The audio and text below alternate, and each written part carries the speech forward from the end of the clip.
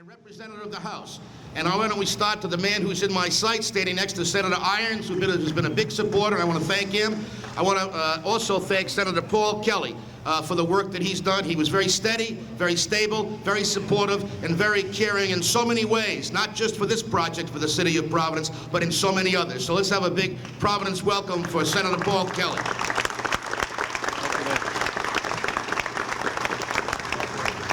The mayor always has nice things to say because there's another budget coming up and he wants to make sure that Providence gets its fair share. I would also like to thank the mayor. I would like to thank Governor Sunderland for working with the mayor from the very beginning. I think both of these people had the vision that the best days of Rhode Island are ahead of it, not behind it, and they stayed the course all the way. I would be reluctant, be reticent if I did not acknowledge Senator Irons from the Senate, who steered this project through the Senate. And as Dan Lugash knows, it was a torturous project to steer through because not everyone was a believer, and there's a certain amount of skepticism that prevailed. I'd like to acknowledge Senator Mary Ellen Goodwin, who was one of the driving forces when it comes to Providence, Rhode Island.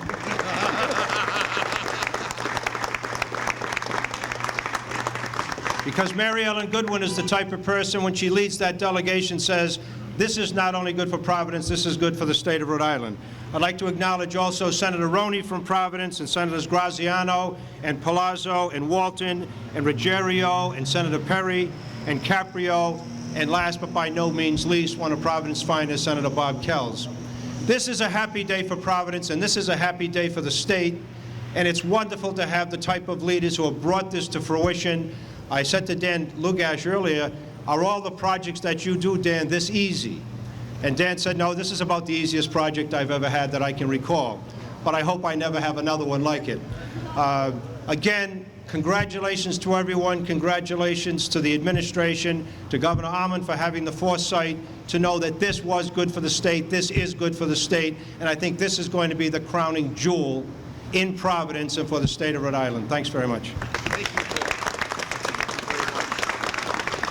I, too, want to recognize the entire delegation, and certainly Mary Ellen, who is here, but we made an agreement that only one would speak from the Senate. But Mary Ellen, if you want to come down and say hello, you certainly can. You see Senator, okay. The next person I'd like to recognize is a man from the House. And there is no bigger advocate for the city of Providence or even the state of Rhode Island than Paul Mora. And you know, you all know him as a reticent, laid-back kind of person, extremely reticent, who doesn't really speak his mind. That is probably the biggest understatement of the year. Paul Mora has been a big advocate for this mall and also a big advocate for so many things in the city of Providence. And he and Steve Smith, who are the leaders of the delegation to the House, along with some other representatives who are here, Joanne Giannini, one, and Tom Slater, I see, Gordon Fox. Who else is here? Oh, Stephen Constantino.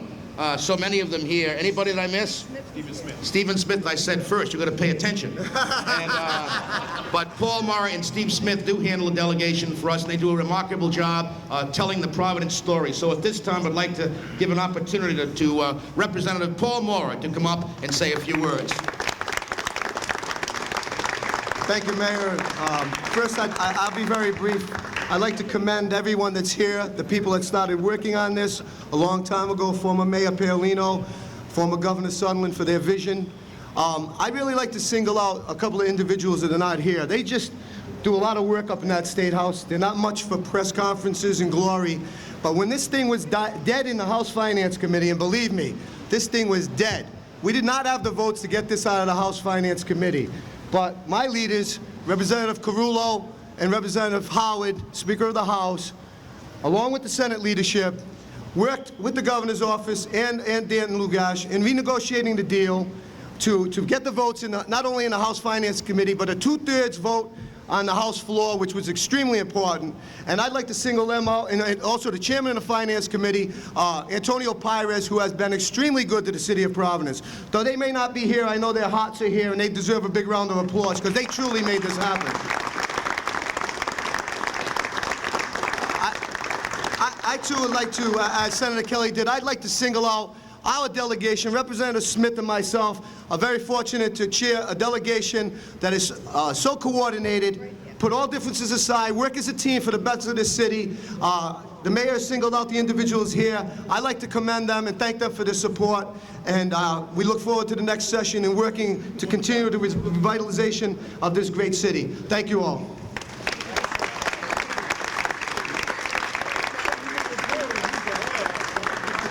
At this time, I would like to thank you very much, Paul. At this time, for just a few short remarks. She said she really didn't want to speak, but we would be, that's Senator Kells. Senator Kells ahead, sneaking in late.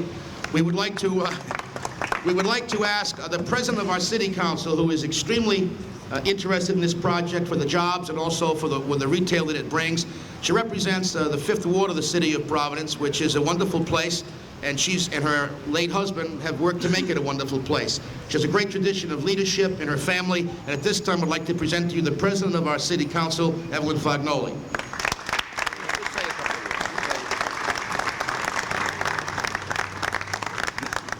I'm glad that this process is over.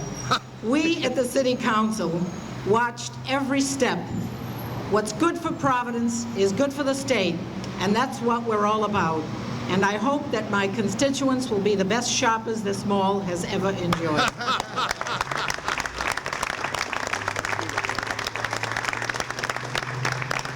The next speaker, short and sweet, will be out of here by, 12:30. We're going to sign that thing before 12:30. Is a man who is somewhat spends more time in the city of Providence than most people who live here, because he's president of the Chamber of Commerce. It's where he earns his living. You can usually see him at many lunches and many dinners at night, but you all also can see him entertaining various business people who come looking for new sites to do business. I've grown to like him over the years and respect him. He does a good job at what he does, and I would like him to say a few words, because he represents the coalition of business groups that have really and truly been, from the very beginning and from the outset, the main thrust behind getting this done, along with labor, and we'll hear from labor next. But this time, it's Jim Hagan's turn to come up and say a few words about the successful completion of this governmental process before we put the shovel in the ground. Jim Hagan.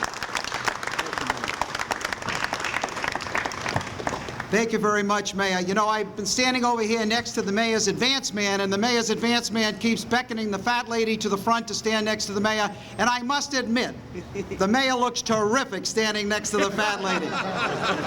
His pounds have just shed away in recent months. You know, we are very excited. The mayor often says that we're on a roll in the city of Providence. Recently, we hosted a visit by the mayor of Hartford, Connecticut, and the head of the Chamber of Commerce in Hartford. Tomorrow we had the head of the Chamber of Commerce from New Haven coming. We've had Chamber of Commerce heads from all over Massachusetts come down to find out what is happening in the city of Providence. And I think all of the business community, along with Mayor Cianci and his predecessor, Ambassador Paolino, have all had so much to do with what's happening in Providence today, as has Governor Sunland and Governor Alman and Providence City Council, our General Assembly, Delegate Providence and the General Assembly leadership, all need to be commended for their work, as well as the business community, the developers who have not been mentioned today, who have had the patience and the perseverance to hang in here through what I call as an experience like Chinese torture over the past 9 or 10 years. But they have hung in, and they have been out in front all of the way, all of our business leaders very quietly doing their thing to make this a reality. I just can't wait until the mall is built and we can begin a year-long celebration, just like they did in Indianapolis, where we can tie together the arts and entertainment district and the restaurants downtown with the mall, where we can tie together the neighborhoods in the city of Providence with the mall, where we can tie together the entire state of Rhode Island in this mall, so that all of the people in this region and our entire economy will be strengthened, because we know it will have ultimately an enormous economic impact on Rhode Island and the entire region. So let that celebration begin, and congratulations, Mayor, for being the leader to get this thing done. Thank you. Thank you.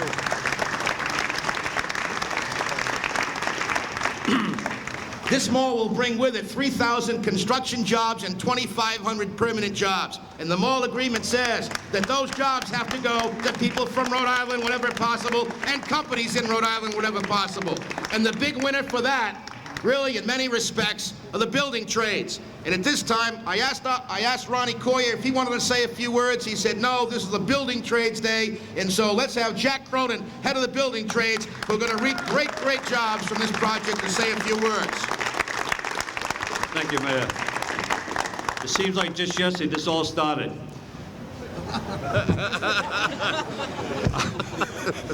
About 2 years ago, I guess. I want to thank both governors. They've really helped us tremendously. The House, the Senate, the Mayor's office.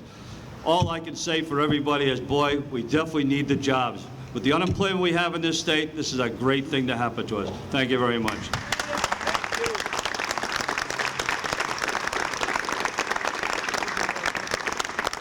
I'd like to acknowledge some people who are here standing beside me, and that's been Patricia McLaughlin, who has worked her heart out representing the city of Providence as the attorney. And I also want to acknowledge Frank Correnti, the Director of Administration, who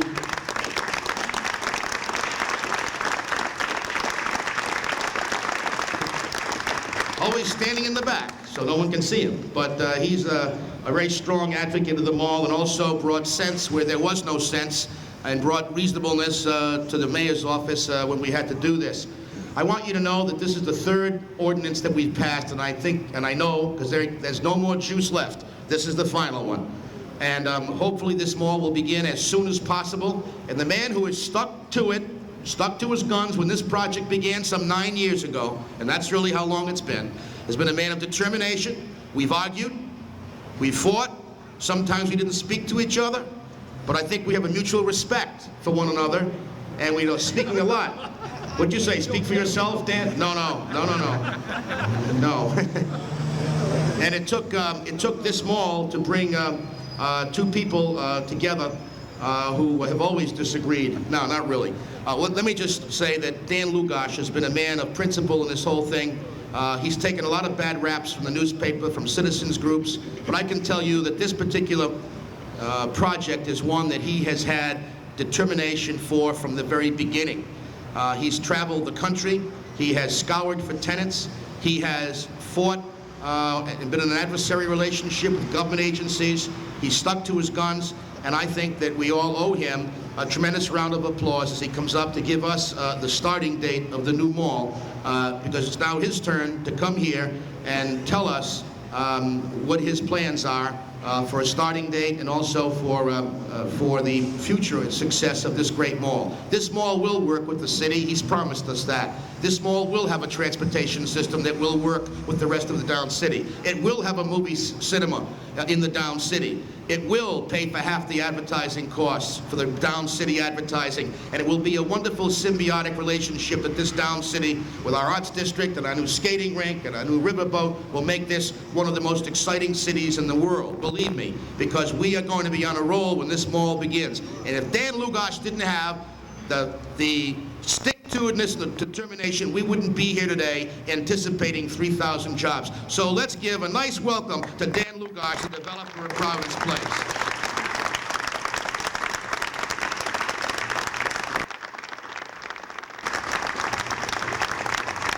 Say nice things, I haven't signed it yet.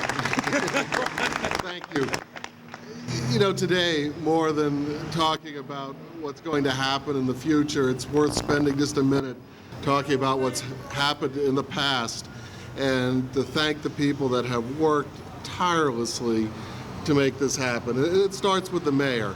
And, you know, the mayor's right. Anyone that says the mayor doesn't earn his pay is vastly underestimating how tough this guy is, and, you know, how hard he fought to maximize the benefits that this project would bring to the city. You know, it's when you have two guys that have very similar ideas, but, you know, different on the margins, it's amazing to watch how hard Mayor Cianci worked to make this project the best that it could be for the city, to make sure that the Down City Cinema was going to open in advance of the mall, and that it would be the best that it could be. And I congratulate the mayor for his tenacity and strong work here. Yeah. the city council has, been through this process now. I was trying to count up the number of hearings, but I got to 20, and I think it was 22, but I got to 20, and I couldn't quite keep them all straight anymore. And they've worked over and over again to make this project fit with the changing times and the changing realities that the project needed, and it's done that. And I thank the city council for their third or fourth tax treaty now. And as I look back, we started this. We signed the first tax treaty 5 years ago with Governor Sunland and Mayor Cianci and I in the mayor's den. That's right. And I thought we were off to the races. I was sure that we would be open, a couple of years ago, and because we had done what was very hard, what hadn't been done anywhere in the Northeast at that point, to create a tax treaty of this nature. And times changed, and conditions changed, and the economy changed, tenants changed. But while all is said and done, well, this has been hard. Well, we had to go to the legislature, which none of us wanted to do, I'm sure including the members of the legislature. I want to remember to thank Senator Kelly and Senator Irons for their good work in steering it through the legislature, and Paul Mora and Representative Howard and Carullo for their work, because we got a 2/3 majority for this tough vote. And I want to thank my friends from Labor. I want to thank my old friend, Mayor Ambassador Joe Paolino, who has all worked together with us right from the beginning to make this day possible. And while it's unfortunate that so much time has gone by and that we couldn't have been open to meet the completion of Water Place Park, we have a better project than we would have had with Nordstrom's, and we're ready to go. Okay. I just want to, again, thank everybody. I'm sure I left out several people, but we're excited. And as we've always said, as we work through this process, once we got done with all the government approvals, and we finished last September with the state approvals, and we finished, today with the city approvals, that within 60 or 90 days we'd be underway. With the onset of winter, we hope we can move that up a little bit, but we're going to do the best we can to get into the ground as soon as possible. Again, thank you.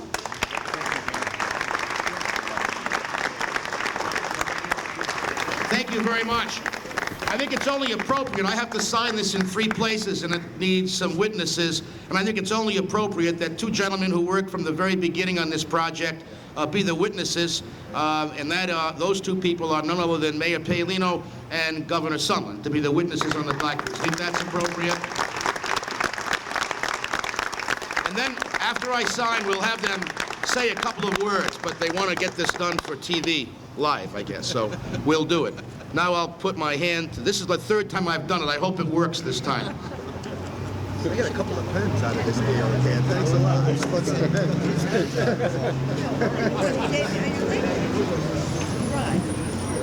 Gordon, you're going to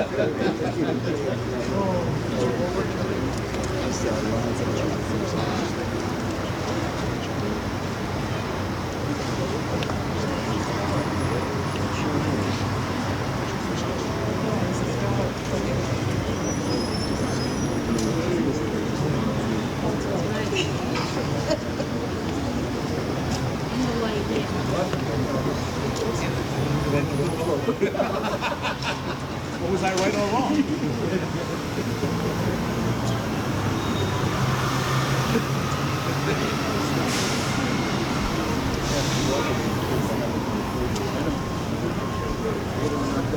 That's right. That's a very good word. I know.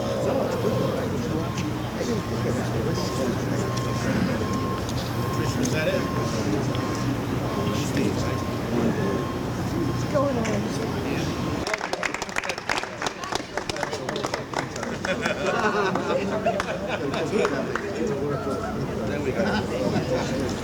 We have two more speakers, and I'd like to recognize them for the work that they've done and the leadership that they've provided. The first one is the former governor of the state of Rhode Island, Bruce Sunland, who now has gone into the business I used to be in when I was out of office, and that is the, I was going to say entertainment, but the talk show business and also the commentating business. So at this time, let's have a big round of applause to a Providence native who did a lot for the city of Providence, former Governor Bruce Sunland.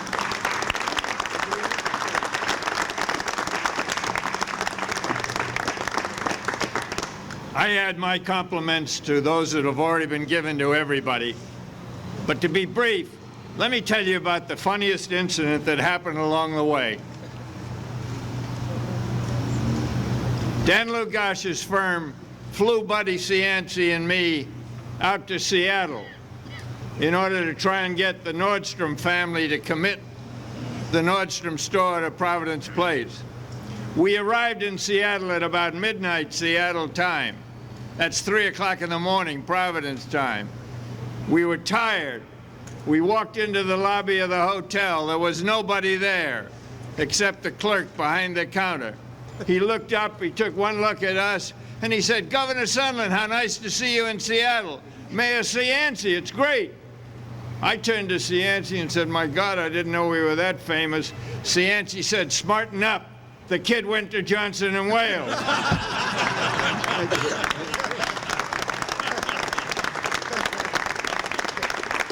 Thank you. And no one worked harder on this project than Bruce Sunland, and no one worked harder than the next speaker, who kind of was the mayor when I took a vacation, and did a good job while he was here. And we want to welcome him home, and I'm sure that that the future of the city of Providence will include him in a lot of its activities. And so we want to welcome back former Mayor Joe Paolino and former ambassador, now the latest claim to fame, witness to the signatures, witnesser to the signature on the Providence Place Mall documents.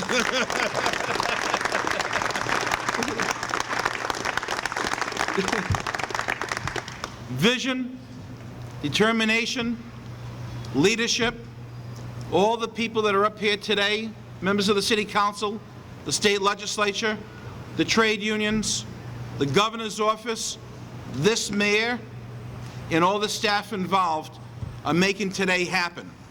Bringing about 2,500 good union jobs into the city of Providence, bringing about good jobs for workers in our state, making downtown Providence the downtown of all of Rhode Island by bringing in major retail into the city, truly fulfills the dream that was done back in the 70s when Governor Sunland, Mayor Cianci, and many others decided to rebuild Providence with the Capitol Center project. Providence Place Mall may have been controversial, but Providence Place Mall is good for the state of Rhode Island. This is a continued rebirth of the city and our state. These people need to be congratulated. In the next few years, when that mall is built, people are going to say Providence truly is America's best city. Thank you very much. Did we miss anybody? Well, there's one person in the audience, Leslie Gardner, who's head of the Capitol Senate Commission. We want to give her a big round of applause. Because the next step on the trail is the Capitol Senate Commission. And you know, this is a mall that they've guaranteed us will be, as I said, symbiotic with the rest of the city. It will be architecturally a delight, and it will work with the rest of the city in so many different ways. And we can make this city, as Mayor Paolino says, the best city in America. It already is well on its way. And I want to thank everyone who came today, everyone for staying with this project, even though at times seemed extremely dark.